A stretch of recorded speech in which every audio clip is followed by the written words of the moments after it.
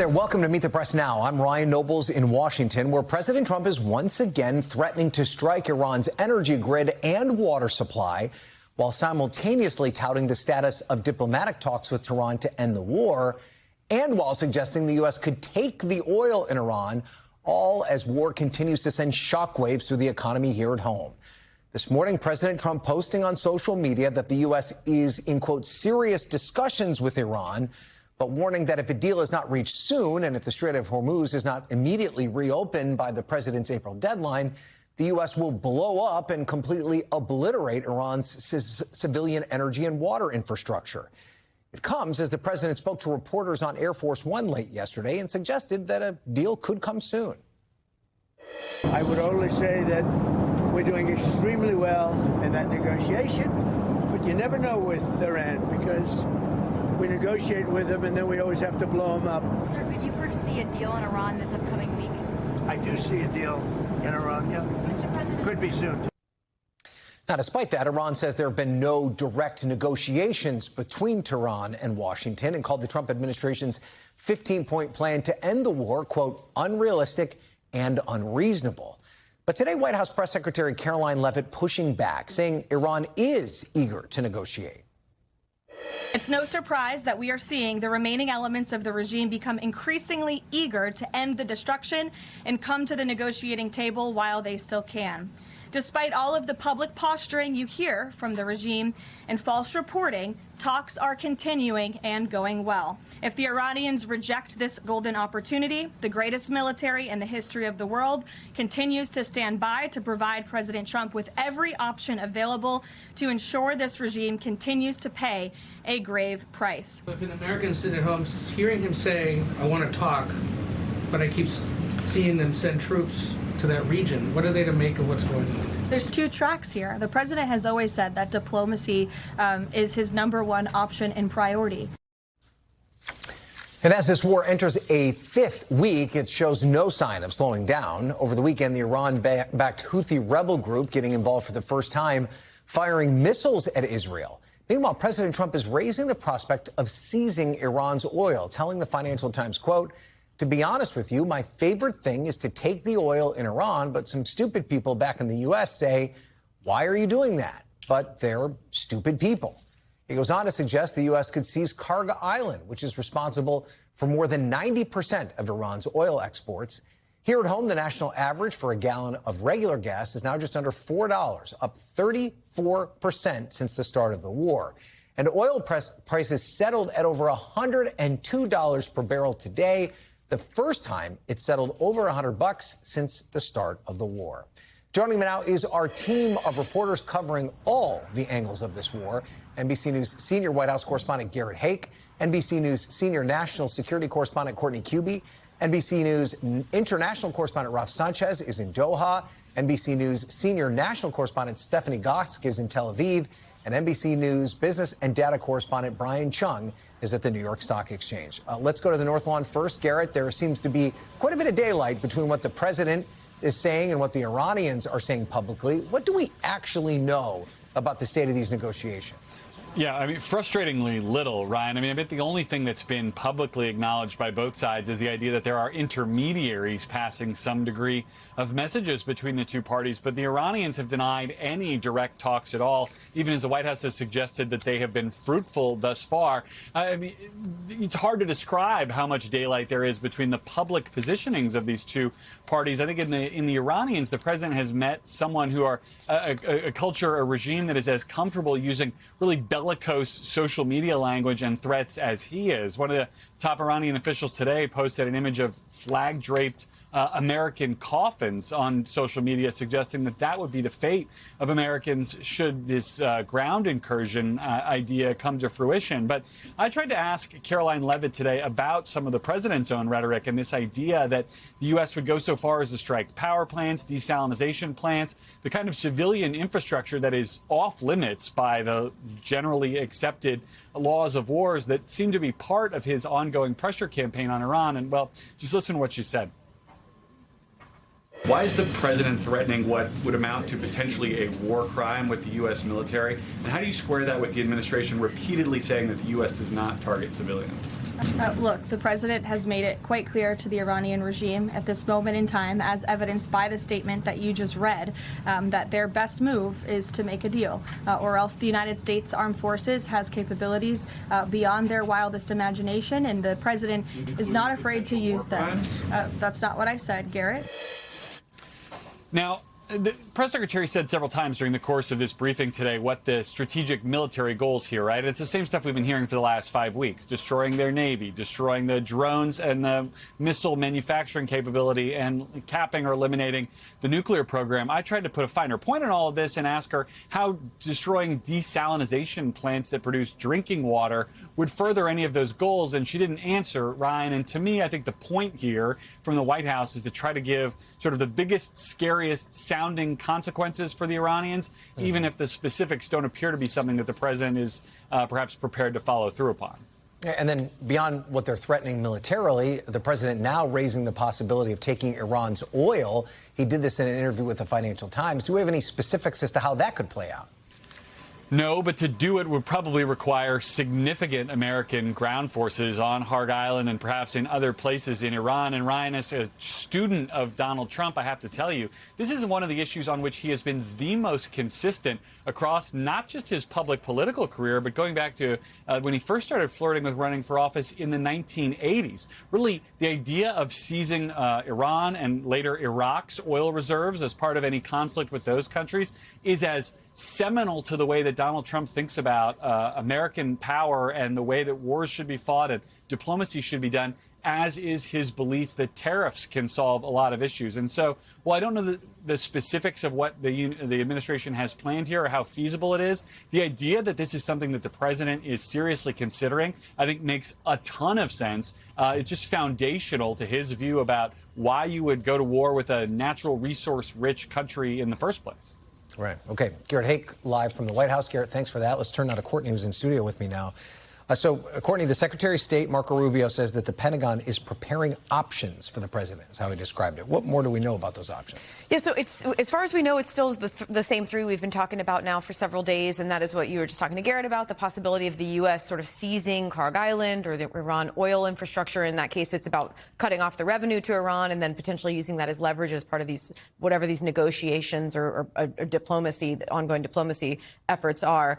There's still some sort of a military effort to go into the Strait of Hormuz. You can see it there. And that idea seems to stem around having some of these U.S. military potentially on some of these islands here. You can see them there. Larak, Qureshi, some of the other ones, Abu Musa. And the idea is you have military on those islands. That way you're stopping the Iranian military from being able to disperse boats, drones, whatever it is, off of them and threaten the strait. And then the most dangerous option of all is to go in and go after the highly enriched uranium, which, as we know, the U.S. already struck 3 of the facilities last June. But it's not really clear whether any or all of that still remains intact. It's, of course, in a gaseous form. So it can be taken out, but a lot of it's just buried deep underground. These are the kinds of options that the U.S. has had, many of them, frankly, on the books for a while, and that get dusted off probably every single day right now while they look at the potential options for the president. And the administration keeps kind of going back and forth about the possibility of ground troops, not taking it off the table, but not embracing the idea either. But when the president tells the Financial Times that taking Iran's oil could be part of the calculus, and that it would mean taking Kharg Island, which is their main oil export. You can't do that without ground troops, can you? I don't know how you could. I mean, remember, the U.S. already hit, I think it was 90 different sites on Kharg Island a week or two ago. So they've taken out a lot of the infrastructure there, and there was a ton of military infrastructure there. But it's not clear that it's all completely decimated. So the only way that you could really take Kharg Island is either to blockade or completely surround it, which would take a military effort, or to send troops in there to actually hold it. And it's about 5 miles long. It's only about 20 miles off the coast of Iran. Taking it would be somewhat difficult to start with, but holding it would be extremely dangerous because Iran would just pummel that island with drones, with aircraft, with ballistic missiles, anything that they can to try to threaten the Americans who would be on that island. the one good thing that the U.S. has going for them if they decide to do something like that is they have air superiority. So they could put a combat air patrol over the island constantly that could be shooting down incoming. But it would be a very dangerous endeavor if they were to do it. And speaking of danger, what more do we know about the Iranian attack on an American airbase in Saudi Arabia on Friday? Was there a lot of damage? How many injuries? There was quite a bit of damage. We know there were about a dozen people who were injured. 2 were slightly more serious than the others. It seems as if this was a number of different, traumatic brain injuries, concussions, but there were 2 with more serious injuries, wounds. None of them were life-threatening, but there were at least 1 and possibly more than that aircraft that were damaged as part of this. I think what's really important to keep in mind here is there have been more than 300 injured Americans so far in this. A lot of them have been, again, concussive or traumatic brain injuries, so the blast, right? Iran is going after U.S. military bases in the region just about every single day. And while most of the incoming drones, missiles, whatever they are shot down, they can still have an impact. Even an interceptor hitting a missile, when the debris falls to the ground, that is a shrapnel wound potentially to people underneath. But it's not just that. There have been so many interceptors expended during the course of this that it is genuinely very dangerous for the U.S. military to be at those bases in the region. It's not just civilians that Iran's going after, and they are targeting them well. Okay. All right. Courtney, thank you for that. Let's go overseas now. And Raf Sanchez is standing by. Raf, you spoke with the Ukrainian President Zelensky, and he told you that Russia took satellite images of the U.S. base in Saudi Arabia days before Iran attacked that site, as Courtney outlined, that injured some U.S. troops. What more did he tell you? Yeah, Ryan, so he was telling us that Russia is regularly sharing intelligence with the Iranians to help them target U.S. forces in the Middle East. And he gave the specific example of that U.S. base in Saudi Arabia that Courtney was just talking about, the Prince Sultan base. He says in the days before it was attacked on Friday by the Iranians, the Russians took satellite images of it, not once, not twice, but 3 times, and he went on to explain the significance of 3 different images. Take a listen. We know that if they make images once, they are preparing. If they make images the second time, it's like simulation. The 3rd time, it means that 1-2 days they will attack. Do they help Iranians? Of course. How many percent? 100%. But just so I'm clear what you were saying, yeah. You believe Russia is actively helping Iran target American forces in the Middle East right now? I think that in Russian interest to help Iranians, and I know that they share information. And he went on to say that he believes Vladimir Putin is hoping for a long, dragged-out war in the Middle East. He says the high oil prices are helping the Kremlin. It means more tax revenue for the Russian war machine. And also, as Courtney was saying, the interceptor missiles made by the United States, which Ukraine says it needs to defend its own cities from Russian ballistic missiles and drones, are now in enormous demand here in the Middle East. And it would very much be in Putin's interest for that supply of missiles to be split between the 2. Right. It's easy to forget how all of this is interconnected. Let's talk more now about President Trump in Iran. President Trump saying that Iran's going to allow 20 oil tankers to transit through the Strait of Hormuz. He described that as a gift to him. Today, Caroline Leavitt rejected that notion and rejected the notion, I should say, that Iran was cherry-picking which vessels can pass through the strait. What's the reality check there? What's actually happening? So, Ryan, just assuming for a second that the White House is telling the truth, that the Iranians, as a gift to President Trump, have allowed or will allow 30 oil tankers through, 10 last week, 20 in the coming days. That is 30 oil tankers over the course of about a week. Before the war, 110 ships were going through the Strait of Hormuz every single day. So 30 tankers, it's just neither here nor there. And the proof of that is in the oil markets, because the prices are not coming down. Oil traders are not impressed by these claims. I spoke to some maritime analysts last week. They could not see any evidence in the data of these 10 ships that President Trump was talking about There are some ships that are passing through the Strait of Hormuz, Ryan, but they are passing through what's being called the Tehran toll booth. The Iranians are controlling which ships are going out, and they are charging some of them as much as $2 million to transit. And I do think, Ryan, the language is very telling. The fact that the president is referring to it as a gift speaks to the fact that the Iranians are very much in charge of the strait right now, and it is in their gift whether or not tankers go through. Right. Okay. All right. Ralph Sanchez, thanks for that. Let's move now to Israel, and Stephanie Gosk is standing by for us there. Stephanie, Israel's Prime Minister Benjamin Netanyahu said Sunday that their military will widen its ground campaign in southern Lebanon. What can we expect from that? Yeah, right. Well, remember, Lebanon is where Hezbollah is, and that of the Iranian-backed proxies funded, armed by Iran, this one is probably the most important. And it has been a front, a violent front for Israel for a long time. And Hezbollah started launching attacks in support of Iran during this war. Israel clearly now in this moment taking advantage of it. And Netanyahu saying that, in his words, he wants to fundamentally change that border. So what does that mean? More Israeli troops, more attacks. The IDF, the Israeli Defense Force, is saying that they have bombed 100 apartment buildings in southern Beirut. You have right now more than 1,000 people who have been killed. You have more than 1 million people who have been displaced in a country that is about 6 million people large. What's interesting about this particular moment, though, Ryan, is that you have a lot of people, particularly those in southern Lebanon, that are just tired of war. They are tired of the bombs. Even people that might have had an affinity to or supported Hezbollah, they are angry that they are being dragged into this. And a lot of them are being displaced from their homes. It has destabilized the country, but very clearly Netanyahu taking advantage of this moment to perhaps clip the wings permanently off of a group that has antagonized this country for a long time. Of course, they're not the only proxy group in the region, though, Stephanie. We're now starting to see the Houthis launch strikes on Israel. What does that mean for Israel's ability to defend itself?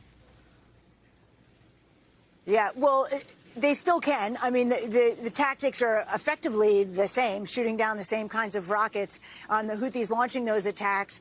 But it also is significant for another reason, and that's the geography of the region. You have an important strait there, the Bab el-Mandab Strait, which leads into the Red Sea. And while, you know, we've been talking a lot about the Strait of Hormuz and the cutting off of oil exports, that is a critical shipping line. The Houthis have bombed it in the past. If they try to put a chokehold on that, it leads up the Red Sea into the Suez Canal. That could be just another front opening up in this war and a potential global economic problem. Right. All right. Stephanie Gosk in Tel Aviv. Stephanie, thank you for that. Let's come back stateside now. Brian Cheung is standing by outside the stock exchange. So, Brian, President Trump said today in a social media post that the U.S. is in serious discussions with Iran to end the war, but then he also threatened to blow up their energy plants. I have to imagine the markets are reacting to both sides of this conversation. Yeah, Ryan, it's really a glass half full, glass half empty situation because, as you point out, the glass half full is, okay, yeah, there could be a resolution here with the president seemingly expressing optimism over the discussions with Iran. But then the glass half empty scenario is, of course, if those discussions don't go well, then the president's going to try to follow through on his promise to bomb some of those energy facilities in Iran. Now, I should point out that the markets are kind of reflecting that what does that mean type of interpretation, because you have the markets mixed. Dow Jones did end the day positive, up about 0.1%, but then the S&P 500, arguably the more broad-based measure of the market, flirting with a red day, closing the day around 0.4% down. I should point out that the markets have had a very bad few weeks ever since this war began. We've been talking so much about this with the major indexes, the NASDAQ, the S&P 500, and the Dow Jones, all down over 7% since the beginning of this war. And the Dow Jones and the NASDAQ have hit a correction territory. That's when they declined by 10% from their most recent highs. The S&P 500, I should point out, almost got to that point today. It didn't. But all of this reflecting this uncertainty, especially with crude oil prices continuing to march higher. You mentioned it. It's worth hashing again one more time.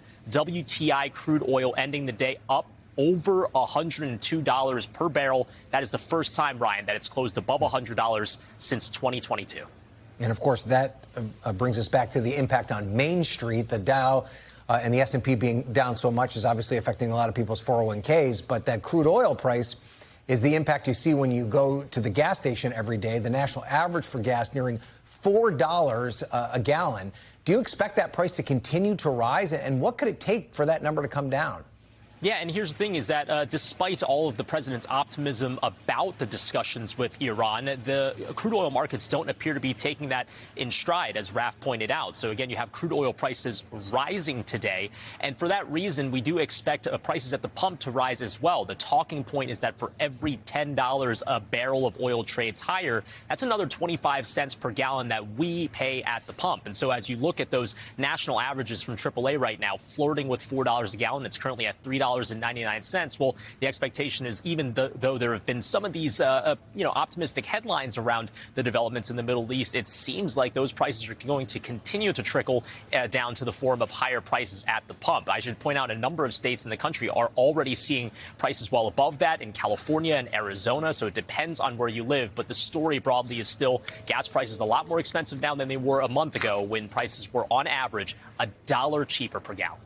Okay, Brian Cheung wrapping up our little trip around the world on this busy news day. Brian, thank you for that. We thank you for watching. And remember, stay updated on breaking news and top stories on the NBC News app or watch live on our YouTube channel.